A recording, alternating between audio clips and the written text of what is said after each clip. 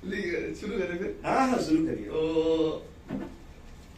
शुरुआत कुछ इस कदर है कि तुम्हारी आंखों में कुछ राज छुपे लगते हैं। तुम्हारी आंखों में कुछ आपने शायद मुझे सुनाया पिछली बार। हाँ हाँ हाँ, आप थे शायद पिछली बार, मेरे को पता है। नहीं वो ताली बजा देंगे ना। नहीं हाँ हाँ पक्का, मेरी बात हुई है, ताली बजा देंगे।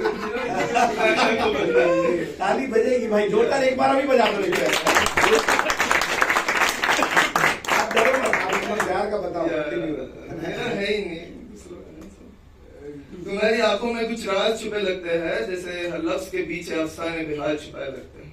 तुम मुस्कुराओ तो ख्वाब भी हकीकत लगते हैं, और ना बोलो तुम तो जैसे पूरे शहर में सांस तुम्हें लगते हैं। क्या बात है। चलती हो तुम तो मेरी मंजिल करीब आती हुई लगती है, और रुक जाओ तुम तो सारे शहर में सांस तुम्हें लगते हैं। तुम्हारे चेहरे पे चांदनी रातों का सुकून उतरता है, तुम किसी पुराने शाम का ख्वाबों भरा वास्ता लगती हो। तुम्हारे चेहरे पे चांदनी रातों का सुकून उतरता है, तुम किसी पुरानी शाम का ख्वाबों भरा वास्ता लगती हो। तुम तो तस्वीर में भी रूह छू जाने वाली लगती हो। तन्हा दिल के लिए लिखा हुआ सहारा लगती हो तुम। ज्यादा कुछ नहीं कहकर सब कुछ बता देती हो। ज्यादा कुछ नहीं कहकर सब कुछ बता देती हो तुम, जैसे दुपट्टा तुम्हारा हवाओं से बातें करता है। महफिल में बस होने से महफिल का रंग बदल देती हो तुम किसी पल में रुकी हुई जिंदगी सी लगती हो। क्या बात।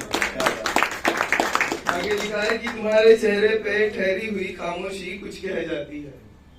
तुम्हारे चेहरे पे ठहरी हुई खामोशी कुछ कह जाती है, तुम किसी टूटते हुए तारे की कबूल की दुआ सी लगती हो।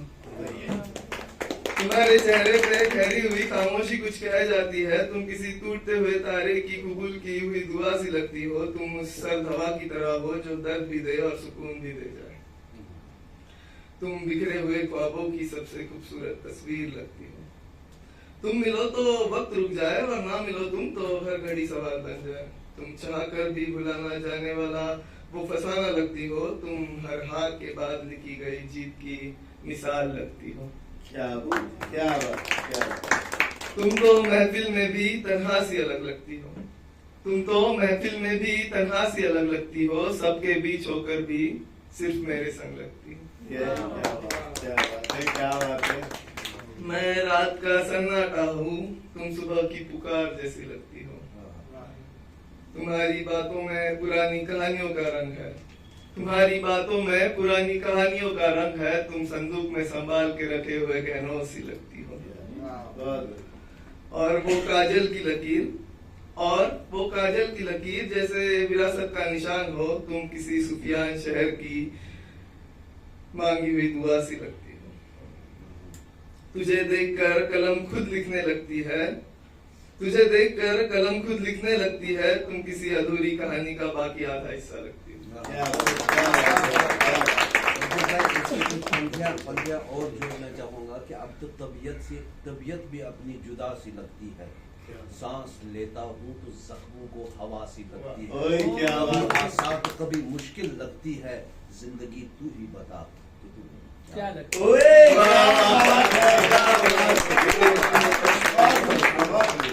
बहुत बढ़िया। अभी जैसे गजल के बीच में एक ठहराव आता है, तो मुझे ठहराव सर ने दे दिया। तो उसमें लिखा है कि तुम गजल के बीच में आई हुई खामोशी सी लगती हो।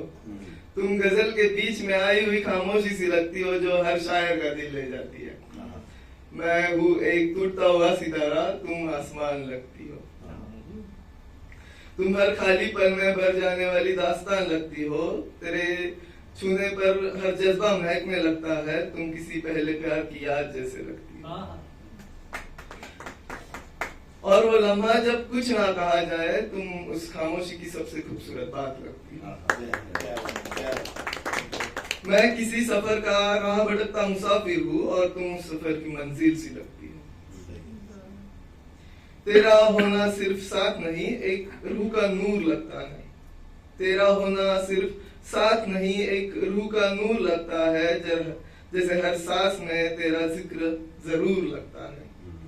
तुम मुस्कुराओ तो हर दुआ कबूल लगती है, और नजर चुरा लो तुम तो दिल किसी गुमशुदा गली में भटकने से लगता है।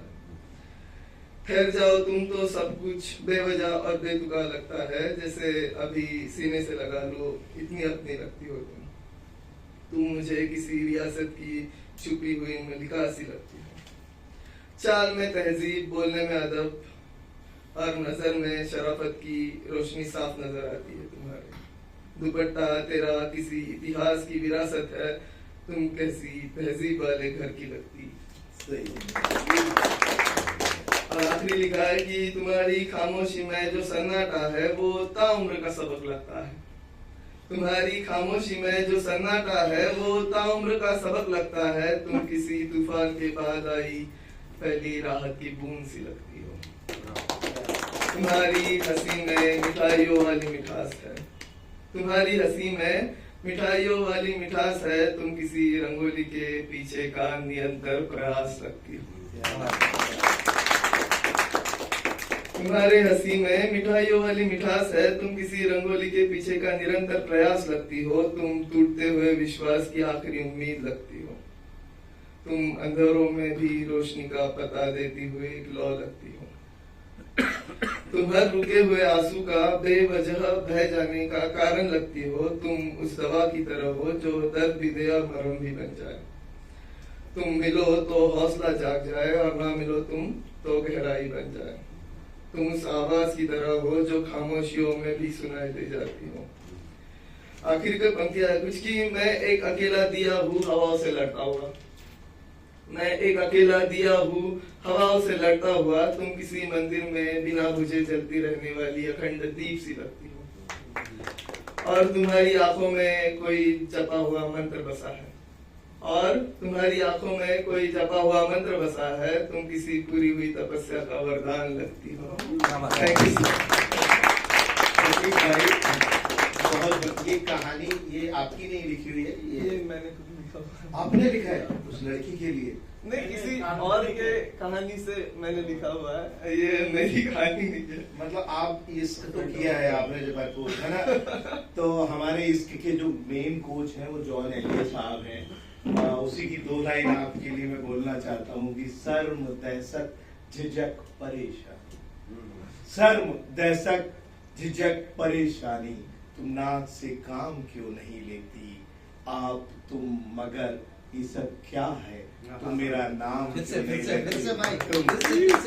शर्म दहशत झिझक परेशानी, शर्म दहशत झिझक परेशानी, तुम नाच से काम क्यों नहीं लेती आप तुम वो, मगर ये सब क्या है तुम मेरा नाम क्यों नहीं लेती?